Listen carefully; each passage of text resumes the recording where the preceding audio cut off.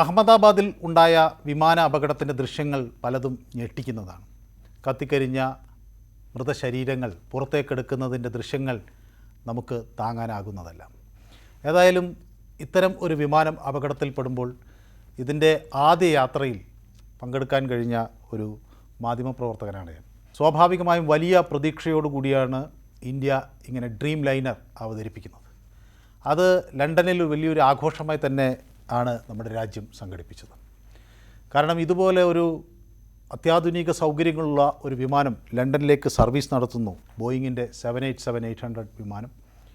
അത് 250-ലധികം യാത്രക്കാരെ ഉൾക്കൊള്ളാൻ കഴിയുന്ന, അല്ലെങ്കിൽ 250ഓളം യാത്രക്കാരെ ഉൾക്കൊള്ളാൻ കഴിയുന്ന ഒരു വലിയ വിമാനം എന്ന നിലയിൽ വളരെ അഭിമാനത്തോടു കൂടിയാണ് രാജ്യം അന്ന് ഇത് അവതരിപ്പിച്ചത്.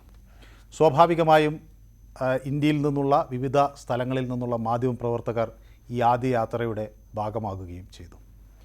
അങ്ങനെ മലയാളികളായ മാധ്യമപ്രവർത്തകരും ഈ യാത്രയിൽ ഉണ്ടായിരുന്നു.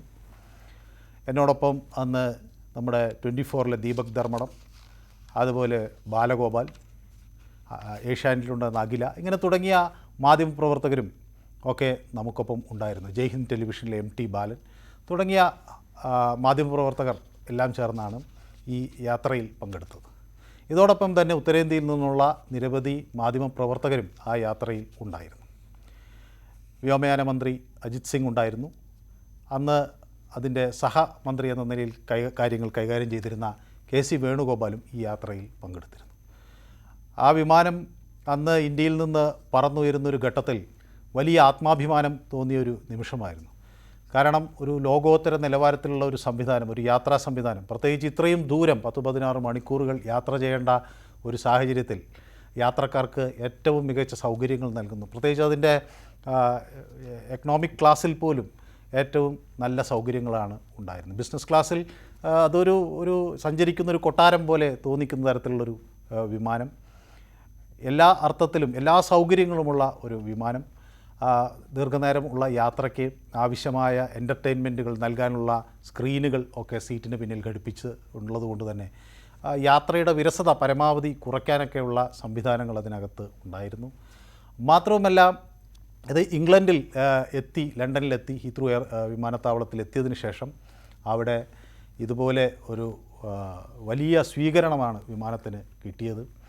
അതിനുശേഷം നടന്ന ചടങ്ങുകളിൽ അവിടുത്തെ വലിയ വ്യവസായ സമൂഹത്തെയൊക്കെ, പ്രത്യേകിച്ച് ഇന്ത്യക്കാരായവരും അതുപോലെ ഇംഗ്ലണ്ടിലെ ആളുകളെയും എല്ലാം വിളിച്ചുകൂട്ടി ഇന്ത്യൻ സർക്കാർ ഒരു യോഗം സംഘടിപ്പിക്കുകയും ഇതുപോലെ ഒരു വിമാനം ഇന്ത്യ ആരംഭിച്ചതിനെക്കുറിച്ചൊക്കെയുള്ള, ഇന്ത്യയിൽ നിന്ന് സർവീസ് ആരംഭിച്ചതിനെക്കുറിച്ചൊക്കെയുള്ള ഒരു പ്രഖ്യാപനം നടത്തുകയും ചെയ്തിരുന്നു. അപ്പോൾ ഒരു ലോകോത്തര നിലവാരത്തിലുള്ളൊരു യാത്രാ സംവിധാനം ഇന്ത്യ അതിൻ്റെ സഞ്ചാരികൾക്ക് നൽകുന്നു. ഇന്ത്യയിലേക്ക് വരുന്നവർക്കും ഇന്ത്യയിൽ നിന്ന് ലണ്ടനിലേക്ക് പോകുന്നവർക്കും ഇത് നൽകുന്നു എന്ന ഒരു അഭിമാനകരമായ ഒരു പ്രഖ്യാപനം അന്ന് അവിടെ നടത്തുകയും ഒക്കെ ചെയ്തിരുന്നു. അത് ഒരു വളരെ എപ്പോഴും മനസ്സിൽ തങ്ങി നിൽക്കുന്ന ഒരു ഓർമ്മയായിരുന്നു. BBC ഉൾപ്പെടെയുള്ള മാധ്യമങ്ങൾ അത് കവർ ചെയ്തിരുന്നു. അങ്ങനെ ഒരു വലിയ പ്രോജക്റ്റ് എന്ന നിലയിലാണ് ഇന്ത്യ ഇത്തരത്തിലൊരു ഡ്രീം ലൈനർ വിമാനങ്ങൾ എയർ ഇന്ത്യ ഇറക്കുന്നത്. അപ്പോൾ അന്ന് ഈ യാത്രക്കിടയിൽ പലപ്പോഴും KC വേണുഗോപാലും എല്ലാവരും ഉയർത്തിപ്പിടിച്ചിരുന്ന ഒരു കാര്യം, നമ്മുടെ ഒരു നാഷണൽ കാരിയർ എന്ന നിലയിൽ എയർ ഇന്ത്യക്ക് വലിയ ഉത്തരവാദിത്വങ്ങളുണ്ട്.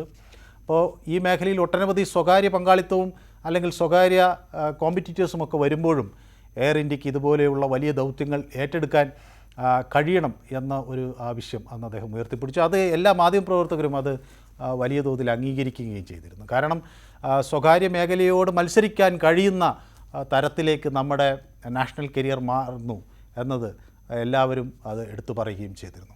അപ്പോൾ അങ്ങനെ ഒരു ഓർമ്മ ഈ ഡ്രീം ലൈനറിനെ സംബന്ധിച്ച് കേരളത്തിലെ മാധ്യമപ്രവർത്തകർക്കുണ്ട്. അതിൻ്റെ ആദ്യ യാത്രയിൽ പങ്കെടുക്കാൻ കഴിയുകയും ചെയ്തു. അപ്പോൾ ഈ വിമാനം ആകാശത്തിലേക്ക് പറന്നു പോകുമ്പോൾ അത് അവിശ്വസനീയമായിരുന്നു. കാരണം സാധാരണ ഒരു വിമാനത്തിലുള്ള വലിപ്പമല്ല, കുറേ കൂടി വലിയ വിമാനം, ഒട്ടനവധി സംവിധാനങ്ങൾ, അതിനകത്തുള്ള ജീവനക്കാരുടെ പെരുമാറ്റവും ആ നിലയ്ക്ക് വളരെ ഉയർന്ന നിലവാരത്തിലുള്ളത്. കാരണം ആ യാത്രക്കാരെ അങ്ങേയറ്റം അവരുടെ പ്രശ്നങ്ങൾക്കോ എന്ത് കാര്യത്തിനും ഓടിയെത്തുന്ന തരത്തിലൊക്കെയുള്ള ഒരു സജ്ജീകരണങ്ങൾ അതിനകത്തുണ്ടായിരുന്നു. വലിയ ആത്മാഭിമാനം തോന്നിയ ഒരു നിമിഷമായിരുന്നു. പക്ഷേ ഇത്രയും വർഷങ്ങൾക്ക് ശേഷം ഈ വിമാനത്തെക്കുറിച്ച് എപ്പോഴും സംസാരിക്കുമ്പോഴൊക്കെ സുഹൃത്തുക്കളുമായും അതൊരു ഇന്ത്യയുടെ ഒരു വലിയ നേട്ടമായി തന്നെയാണ് ഞങ്ങളൊക്കെ പറഞ്ഞിരുന്നത്. ഒരിക്കലും ഇങ്ങനെ ഒരു അപകടം ഉണ്ടാകും എന്ന് ആരും തന്നെ പ്രതീക്ഷിച്ചിരുന്നില്ല. അപ്പോൾ അങ്ങനെ ഒരു വിമാനത്തിന് അതിന് ഒരു അപകടം ഉണ്ടാകാനുള്ള ഒരു സാഹചര്യം അതിനകത്ത് ഇല്ല എന്നാണ് എല്ലാവരും ധരിച്ചിരുന്നത്. പക്ഷേ ഈ പറഞ്ഞതുപോലെ ഒരു പക്ഷേ പക്ഷികളുടെ മൾട്ടിപ്പിൾ ഹിറ്റുകളാകാം, അല്ലെങ്കിൽ വിമാനത്തിനകത്ത് എന്തെങ്കിലും തകരാറുകൾ സംഭവിച്ചതുകൊണ്ടാകാം ഇങ്ങനെയൊരു അപകടമുണ്ടായത് എന്ന് പറയുമ്പോൾ അത് അവിശ്വസനീയമായി തന്നെ തോന്നുന്നു. ഏതായാലും ഈ വിഷയം കുറേ കൂടെ ഗൗരവത്തിൽ വ്യോമയാന മന്ത്രാലയം പരിശോധിക്കുകയും അപകടങ്ങളില്ലാത്ത ആകാശം ഇനി ഇന്ത്യയിൽ നിന്ന് പറന്നുയരുന്ന ഓരോ സഞ്ചാരിക്കും ലഭ്യമാകും എന്നും നമുക്ക് പ്രത്യാശിക്കാം.